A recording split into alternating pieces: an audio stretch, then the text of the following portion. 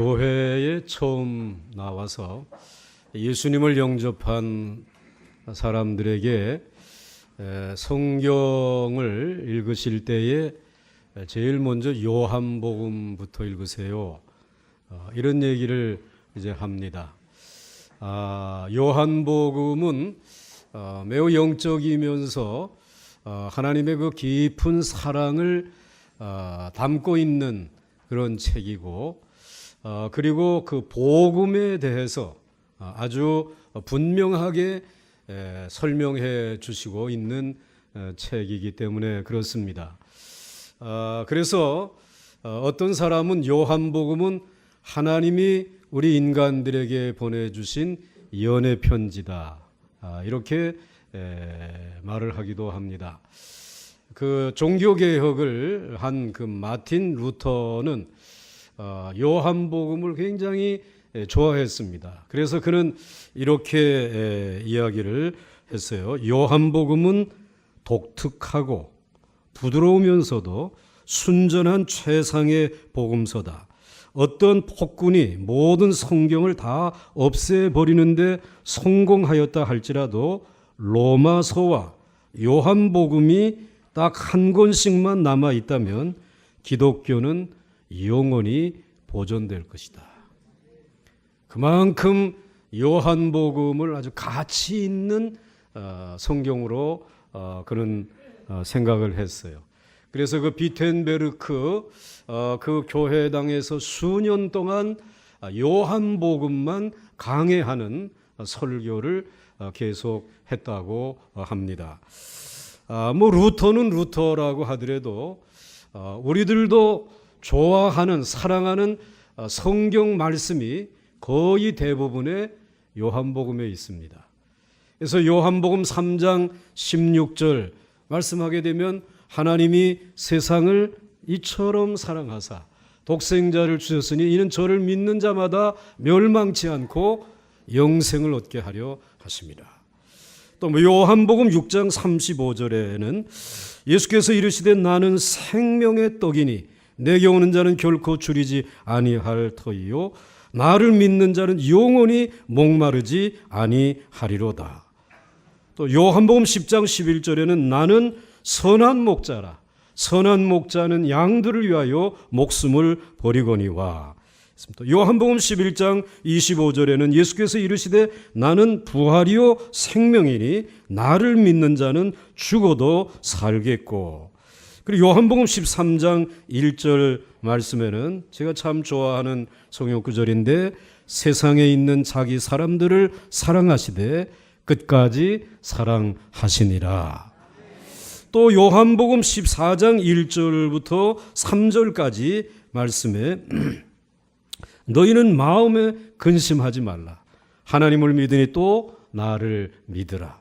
내 아버지 집에 거할 곳이 많도다. 그렇지 않으면 너희에게 일렀으리라. 내가 너희를 위하여 거처를 예비하러 가노니 가서 너희를 위하여 거처를 예비하면 내가 다시 와서 너희를 내게로 영접하여 나 있는 곳에 너희도 있게 하리라. 아멘. 또 여러분들 요한복음 14장 6절에는 예수께서 이르시되 내가 곧 길이요 진리요 생명이니 나로 말미암지 않고는 아버지께로 올 자가 없느니라. 또 요한복음 15장 1절에는 나는 참 포도나무요 내 아버지는 농부라. 여러분들이 얼마나 좋아하는 말씀들이 여기 다 있지 않습니까? 많은 사람들이 그래서 사랑하는 요한복음입니다. 또 요한복음에 나오는 다른 대목의 말씀들 때문에 무수한 사람들이 하나님의 사랑을 알게 됐어요. 하나님의 위로를 받았어요. 그리고 용기를 얻고, 그리고 이 세상에서 정말 많은 축복을 이 요한복음의 말씀을 통해서 얻게 되었다는 것입니다.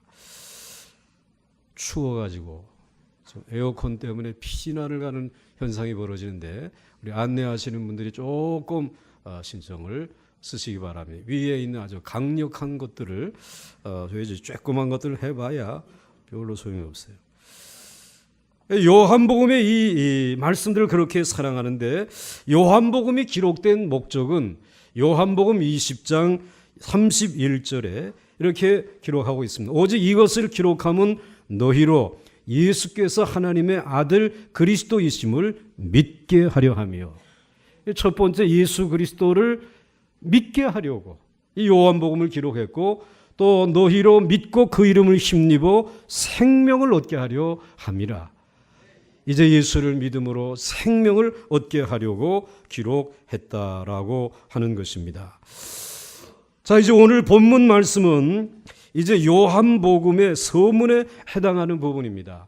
요한복음은 전체가 21장으로 되어져 있는데 요한복음의 서론은 1장 1절에서부터 18절까지예요.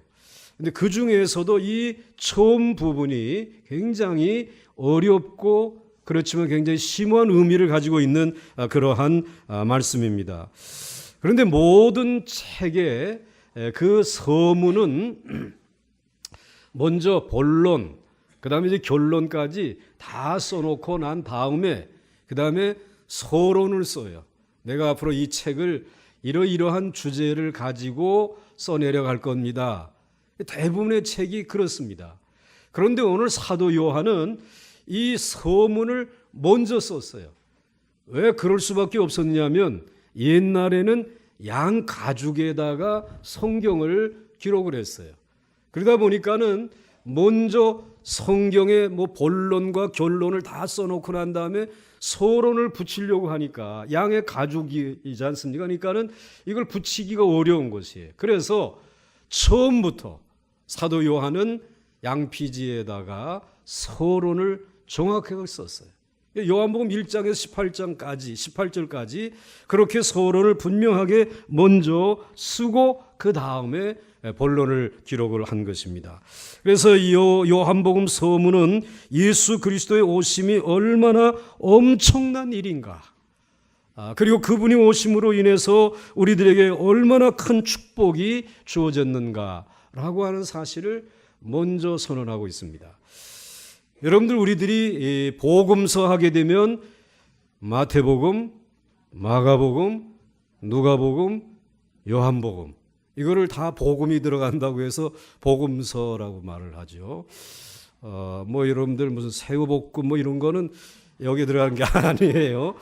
이 복음서, 이제 이 네 책을 복음서라고 하는데 그 책 가운데 세 가지 책, 마태복음, 마가복음, 누가복음은 다 공통적인 관점을 가지고 기록했다 그래가지고 공관복음이라고 그래요. 그런데 요한복음은 좀 관점이 달라요. 좀 특별해요. 그래서 이것을 공관복음이라고 부르지 않아요. 그냥 요한복음이라고 이제 부르는데, 그런데 이 복음서 4개의 책이 각기 별명이 있습니다. 특별히 여러분들 마태복음은 그곳에 나타나시는 예수 그리스도, 그분은 마치 왕이신 예수 그리스도의 모습으로 소개를 하고 있어요. 그렇기 때문에 모든 짐승 가운데 왕 중의 왕은 뭐죠? 사자. 그래서 마태복음의 별명이 사자복음이에요. 거기에 나타나신 예수님은 왕이시다. 그 다음에 이제 마가복음은 거기에 나타나신 예수님이 마치 소처럼 얼마나 일을 많이 하고 희생을 하는지, 내가 온 것은 섬기러 왔다라고 예수님 자신을 소개하기 때문에 이 마가복음은 소의 복음이다, 이렇게 별명을 붙였어요. 그럼 마가복음은, 누가복음은, 그 누가복음에 나타난 예수님은 정말 사랑이 많고 완전한 한 인간을, 그 사람의 모습을 소개하고 있어요. 사람으로 오신 예수, 완전하신 사람이신 예수님을 소개하고 있기 때문에 그 누가복음은 사람복음이다, 이렇게 별명을 붙였어요. 자, 그렇다고 하게 되면 요한복음의 별명은 무엇일까? 이 요한복음을 읽어 가시게 되면 정말 우리의 눈을 세상에 두고 살 수 없어요. 요한복음은 우리의 시선을 끌어서 저 예수님은 하늘에 계신 아버지, 그 하나님 아버지의 아들이시라고 하는 사실을 소개하면서 높은 곳으로 우리를 끌어올려가요. 그리고 높은 곳으로 끌어올려갈 뿐만 아니라 오늘 우리들의 이 영적인 상태를 좀 더 높은 세계에, 정말 신비한 세계까지 우리를 끌고 올라가는 그런 것을 느낄 수 있기 때문에 마치 독수리가 날개치며 올라감과 같은 그러한 주님을 만날 수 있어서 요한복음의 별명을 무슨 복음이라고? 독수리 복음이라고. 척하면 나오는 거 봐, 이렇게. 자, 이렇게 별명을 붙였다라고 하는 사실입니다. 그래서 이제 우리들이 이 요한복음을 늘 이제 묵상하며 주일마다 강의할 때에 여러분들이 요한복음의 그 특징이 무엇인가? 이것을 먼저 첫 시간에 기억할 필요가 있어요. 요한복음의 특징은 첫째로 예수님의 행적보다는 말씀 위주로 기록하고 있다라고 하는 것입니다. 다른 복음은 예수님이 태어나시고 어떻게 사시다가 어떻게 고난받으시고 어떻게 이제 죽으시고 부활하셨다라고 하는 데에 초점을 맞추고 있는데, 요한복음은 예수님이 직접 설교하신 그 말씀에 초점을 맞추고 있단 말이에요. 이게 특징이라는 거예요. 그러니까 여러분들이 예수님의 설교를 듣고 싶다 그러면 무엇을 읽으시면 돼요? 요한복음. 그 다음에 두 번째 특징이 있어요. 그것은 어떤 사건에 대해서 해석을 가하고 있다라고 하는 것입니다. 예수님이 빈들에서 보리떡 5개 물고기 2마리를 가지고 5,000명을 먹이시고 12광주리가 남았다라고 할 때에 그 사건과 함께 그 사건에 대한 해석을 붙이는데, 오늘 거기에서 주님이 주신 그 떡을 해석을 하기를 이 떡은 내가 너희에게 주는 생명의 떡이다. 해석을 붙인단 말이에요. 또 뭐 물을 어느 목마른 여인에게 주면서 이 물을 마시는 자는 영원히 목마르지 아니할 것이다. 그냥 물을 주는 것으로 끝나지 아니하고 이 물은 내가 너희에게 주는 생명의 물이다. 해석을 붙여주신다는 거죠. 그런 특징이 요한복음에 있어요.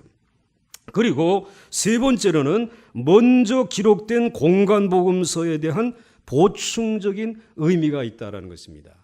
사실 세례 요한은 예수를 믿고 굉장히 예수님의 사랑을 많이 받았어요. 사랑을 많이 받고 그리고 오래 살았어요. 그러니까 사랑을 많이 받으면 오래 사는가 봐요. 그래서 아주 장수하였는데 그가 고난을 받지 않은 건 아니에요. 이제 반모라고 하는 섬에, 그리스에 있는 한 섬에 가서 이 반모 섬의 유배 생활도 했지만, 그러나 그는 마지막에 나이가 많이 들었음에도 불구하고 다시 섬에서 나와 가지고 에베소라고 하는, 지금의 그 터키의 에베소라고 하는 곳에 가서 정착을 하고 에베소 교회에서 설교를 하셨어요. 에베소 교회에서 설교를 하실 때 너무 연세가 많으시니까 서 계실 수도 없어요. 그래서 의자에 앉아가지고 설교를 하시는데, 연세가 많으시면은 한 얘기 또 하고 한 얘기 또 하잖아요. 그런데 그때의 한 얘기 또 하고 또 한 얘기가 뭐냐면, 형제들이요, 서로 사랑하세요. 형제 사랑하기를 자기 몸같이 하세요. 그 얘기만 계속 반복을 하시는 거죠. 그런데도 얼마나 은혜가 되는지 많은 사람들이 감동을 받았다라는 것이에요. 사실 이 사도 요한이 예수님의 사랑을 듬뿍 받은 것은 늘 예수님과 자리를 같이 하게 되면 예수님 옆자리에 앉는 거죠. 그래서 여러분 최후의 만찬이라고 하는 그림을 보시게 되면 거기에 12명의 제자들이 예수님을 가운데 하고 이렇게 쭉 앉았지만 예수님 옆에 비스듬하게 기대가지고 버릇없이 앉아있는 한 제자가 있어요. 그게 누구라고요? 요한. 예수님의 사랑받았어요. 많은 사랑을 받았어요. 그래서 그런지 그가 나이가 들고 이제는 정말 기억력이 왔다 갔다 하는 그와 같은 때에도 많은 사람들에게 서로 사랑하세요. 그런데 사실은 나이가 들어서가 아니라 신앙생활의 마지막의 결론이 뭐냐 말이지. 사랑밖에 없지 않느냐. 젊었을 때는 쟁취하고 투쟁하고 차지하고 소리도 높았지만 이제 사랑하는 일밖에 남은 일이 없구나. 그래서 사랑하세요. 그 이야기를 듣는 제자들이 은혜가 되는데, 그런데 이 사도 요한이 이제는 하나님의 나라에 가게 되면 다른 사람들은 다 그래도 마태는 마태복음을 남기고 마가, 누가 뭐 이렇게 복음서가 이미 다 나와 있는데 우리 선생님만 책이 없을 것 같으니까 선생님 책을 하나 내시죠. 말씀을 불러주시면은 저희들이 기록을 하겠습니다. 그래 가지고 기록한 책이 무슨 복음이다? 요한복음. 그러다 보니까는 먼저 나온 책에 대한 내용들 가운데 중첩이 되는 것들은 많이 생략을 했어요. 먼저 나온 책들에 없는 내용들이 요한복음에 많이 있다라는 것입니다. 그게 요한복음의 특징 가운데 굉장히 중요한 특징이라고 하는 것입니다. 그러나 네 번째 특징, 뭐니 해도 가장 중요한 특징은 복음서에 비해, 다른 복음서에 비해 굉장히 영적인 복음서라는 것이에요. 이 복음에 기록된 목적부터가 요한복음 20장 30절로부터 31절에 예수께서 제자들 앞에서 이 책에 기록되지 아니한 다른 표적도 많이 행하였으나 오직 이것을 기록함은 너희로 예수께서 하나님의 아들 그리스도이심을 믿게 하려 함이요 또 너희도 믿고 그 이름을 힘입어 생명을 얻게 하려 함이라. 즉 예수를 믿어 생명을 얻게 하려고 하는 목적으로 기록했다는 것이에요. 그런데 예수 그리스도를 믿는다라고 하는 일은 영적인 일이에요. 이제 눈에 보이지 아니하시는 그 예수 그리스도를 믿는 일은 영적인 일인데 이 영적인 이 믿음의 방법을 요한복음을 통해서 기록해 주시고 있어요. 그래서 여러분들이 요한복음을 읽어가시게 되면 믿는다, 믿음이라고 하는 말이 99번이나 나와요. 그렇기 때문에 여러분들이 요한복음을 읽으면서 믿음을 가지게 되는 것이에요. 내가 믿으면 눈에 보이지 아니하는 영적이신 이 하나님 아버지를 그리고 우리 주 예수 그리스도를 내가 모시고 살아갈 수 있는 줄로 믿습니다. 그런데 요한복음에서 그 영적인 예수님을 아주 어려운 말로 표현하지 아니하고 매우 실제적인 우리의 삶의 현장에서 보고 만질 수 있는 것으로 구체적으로 얘기하셨다는 것이에요. 그래서 예수님은 나는 무엇이다.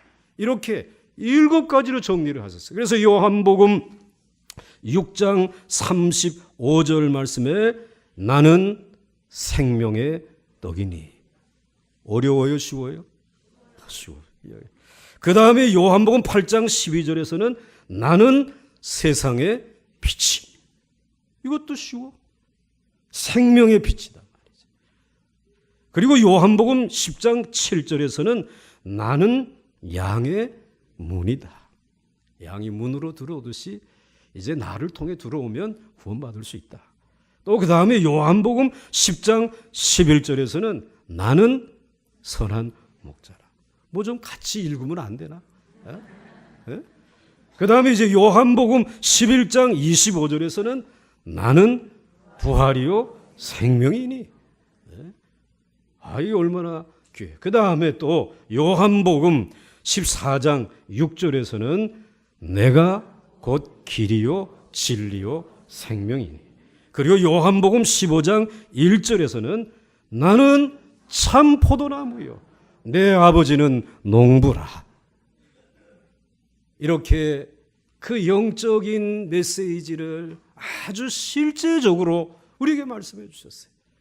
그런데 여러분, 이단들은 이 영적인 이야기를 한다고 그래서 좀 더 영적으로 높이 올라가고 싶어, 영적으로 좀 더 깊숙한 신앙을 가지고 싶어, 이러한 사람들을 미혹하기 위해서 자꾸 비유로 그리고 뭔가 이해하기 어려운 이야기를 가지고 마치 우리에게 눈이 팍 뜨이듯이 풀어주는 것처럼 얘기해 주시는데 잘못된 것이에요.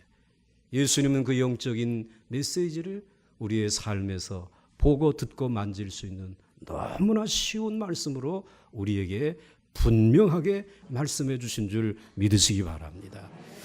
자, 이러한 놀라운 그런 말씀이, 그래서 여러분들이 이제 이 요한복음 강해를 오늘부터 들으시면서 이 신령한 복음서에 기록된 예수님을 문자로가 아니라 살아서 숨쉬고 여러분과 함께 살아가시는 영원한 동반자로 만날 수 있기를 주의 이름으로 축원합니다. 축원합니다.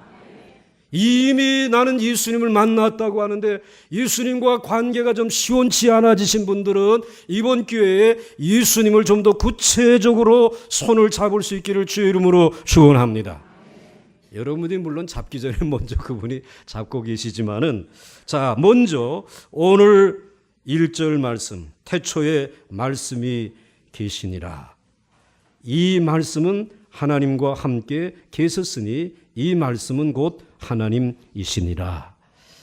오늘 요한복음의 이 서론 중에 굉장히 가장 중요한 말씀입니다. 그런데 여러분, 성경이 전체가 66권으로 기록되어져 있어요. 그런데 그 66권 가운데 태초라고 하는 말로 시작되는 성경이 3권이 있어요. 그 가운데 첫 번째 말씀이 창세기 1장 1절에 이렇게 기록되어져 있어요. 태초에 하나님이 천지를 창조하시니라. 그 다음에 요한복음 1장 1절, 오늘 우리 본문 말씀인데 거기에 태초에 말씀이 계시니라. 이 말씀이 하나님과 함께 계셨으니 이 말씀은 곧 하나님이시니라. 그리고 요한 1서 1장 1절에 태초부터 있는 생명의 말씀에 관하여는 우리가 들은 바요, 눈으로 본 바요, 자세히 보고 우리의 손으로 만진 바라. 다 무엇으로 시작해요? 태초라는 말로 시작해요. 그냥 띄워놓고 보세요. 자, 그러면 태초에 하나님이 천지를 창조하시니라. 이 말은 영원이라고 하는 시간이 흐르는데 그 하나님은 영원 전부터 존재해 계셨어요. 그런데 태초라고 하는 우리가 알아들을 수 있는, 이해할 수 있는 시간에 무엇을 창조하셨다고요? 영원히 흘러오는 가운데 태초에 하나님이 여기에 와서 천지를 창조하셨단 말이에요. 그게 태초에 천지를 창조한 시간이에요. 자, 그 다음에 오늘 요한복음 1장 1절에는 태초에 말씀이 계시니라. 이 말씀이 하나님과 함께 계셨으니 이 말씀은 곧 하나님이시니라. 그러니까 태초에 하나님이 천지를 창조하신 이 시점에서 창조하셨는데, 그런데 오늘 사도 요한이 소개하려고 하는 태초에 말씀이 계시니라. 그 말씀이신 그분은 오늘 이 말씀이 하나님과 함께 계셨으니, 그러니까 천지를 창조하신 그 하나님과 함께 계셨으니까 창조한 그 시에부터 같이 계셨을까요? 그 이전부터 같이 계셨을까? 그 이전부터 같이 계셨지. 사도 요한이 굉장한 이야기를 지금 하고 있는 것이에요. 천지를 창조하신 하나님 이전에 말씀이신 그분이 바로 누구와 함께 계셨다? 하나님과 함께 계셨다. 하나님과 함께 계셨어요. 그러니까 분명히 하나님과 말씀이신 그분은 다른 분이시죠. 한 분이 아니시란 말이에요. 다른 분이시란 말이에요. 근데 그분이 그분과 함께 계셨단 말씀이에요. 근데 그분과 함께 계신 그분이 이제 오늘 2절 말씀에 가게 되면 뭐라고 말씀을 하고 있는가? 그가 태초에 하나님과 함께 계셨고, 이 사실을 말씀을 하시고, 그리고 난 다음에 3절로 넘어가시게 되면 3절에서 만물이 그로 말미암아 지은 바 되었으니 지은 것이 하나도 그가 없이는 된 것이 없느니라 말씀하고 있어요. 그러니까 여러분들 다시 한번 여기를 보세요. 지금 영원이라고 하는 시간이 영원을 향해서 계속 가고 있습니다. 그런데 태초에 하나님이 천지를 창조하셨어요. 이거는 성부 하나님이 창조하신 것이. 그런데 말씀이신 그분이 바로 영원전에 오늘 2절 말씀에 누구와 함께 계셨다고요? 하나님과 함께 계셨다는 것이에요. 그런데 하나님과 함께 계시는 그 이전 시간인데 그 이전 시간에 계신 말씀이신 그분이 도대체 누구이길래 하나님이 창조하신 그 모든 만물이 그로 말미암지 않고 그 말씀으로 말미암지 않고는 되어진 것이 하나도 없더라 말씀하고 있어요. 그럼 하나님이 창조의 계획을 세우시고 그리고는 영원전부터 하나님과 함께 같이 계셨던 그 말씀이신 그분이 이 창조하는 일을 하나님을 도우셔서 창조의 역사에 관여하셨다는 말씀이에요. 그런데 그 분이 누구시냐? 예수 그리스도라는 거예요. 아멘이십니까? 아멘을 하셔야 된다는 거예요. 그러니까 여러분들 오늘 철학자들은 이 세상은 무엇이 근원인가? 이거 연구하는 것이죠. 그래서 많은 철학자들이 이 세상의 근원은 물이다. 너무 세상에 물이 많으니까. 또 어떤 사람들은 아니다. 불이 이 세상의 근원이다. 얘기를 해요. 또 어떤 사람들은 철학자들은 이 사람들은 세상의 근원은 바람이다. 공기다. 이런 얘기를 해요. 요즘의 과학자들은 오늘 이 세상은 빅뱅에 의해서 쾅 하고 언젠가 이러한 터지는 역사로 인해서 이 지구가 생겨진 것이다. 이런 얘기를 하는데 그런데 그것이 꼭 맞는다라고는 얘기는 못한다. 가설이에요, 가설. 그런데 오늘 유일하게 성경에서는 이렇게 말씀하고 있어요. 성경은 태초에 말씀이 계시니라. 그 말씀과 하나님이 함께 계셨단 말이지. 그리고 그 말씀이 없이는 이 만물이 되어진 것이 하나도 없다. 그리고 오늘 이 세상을 창조하시고 오늘 이 모든 것을 유지해 가시는 이 모든 일의 주인은 예수 그리스도시라는 거예요. 그 말씀이시라고 오늘 분명하게 말씀해 주시고 있는 것입니다. 그래서 만물이 그로 말미암지 않고는 되어진 일이 하나도 없다라고 말씀을 해 주시면서 우리로 하여금 그 말씀이신 그분이 누구일까? 여러분 그 말씀이신 그분이 누구라고 믿고 있습니까? 그분이 예수 그리스도이신 것입니다. 여러분들이 한번 태초라는 시간을 생각해 보시기 바랍니다. 이제 여러분들이 무슨 그 음속으로 말이죠. 아니면 그보다 빠른 빛의 속도로 지나간 과거로 돌아가서 태초의 시간으로 한번 달려가 보십시오. 태초라고 하는 시간이 있습니다. 참으로 영원전의 시간이며 그 시간이 오늘날까지 흘러오고 있고 앞으로도 영원을 향해 흘러갈 것입니다. 그러나 아무리 시간이 오래전부터 영원으로 흘러간다고 할지라도 이 시간 안에 한 사건이 일어나지 않았다 라고 하게 되면 그냥 영원이라는 시간밖에 없는 것이. 그런데 여러분 이 영원이라고 하는 시간 가운데 한 사건이 일어났는데 태초에 말씀이 계시니라. 그 말씀이 계심으로 인하여서 창조의 역사가 일어나게 되고 만물이 소생하고 그리고 생성되어지는 놀라운 역사들이 일어났다는 말씀. 그렇기 때문에 오늘 만약에 이 한 사건이 없었다면 1000년은 하루 같고 하루가 1000년 같다고 하는 말씀 그대로 이 세상은 영원이라고 하는 한 시간, 그래서 그냥 시간이 흘러가는 것이었지만은 그런데 여기에 사건이 일어남으로 인해서 그 하루가 1000년이 되어지고 만년이 되어지고 영원이 되어진 줄 믿으시기 바랍니다. 만약에 이 사건이 없었다라고 하게 되면 아무리 1000년이 지나가도 그것은 그냥 하루 의미 없는 시간이 되어질 것입니다.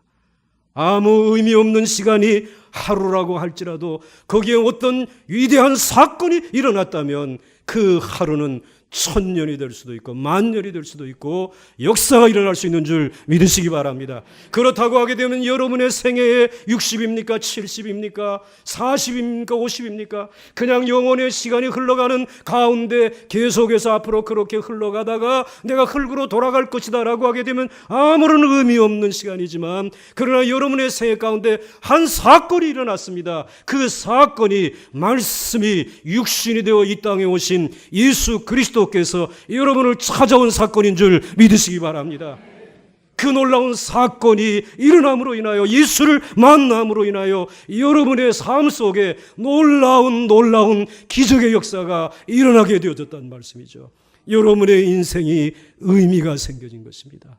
나는 그저 70, 80을 살다가 끝나갈 인생이지만 그러나 내 생애는 영원할 줄로 믿습니다.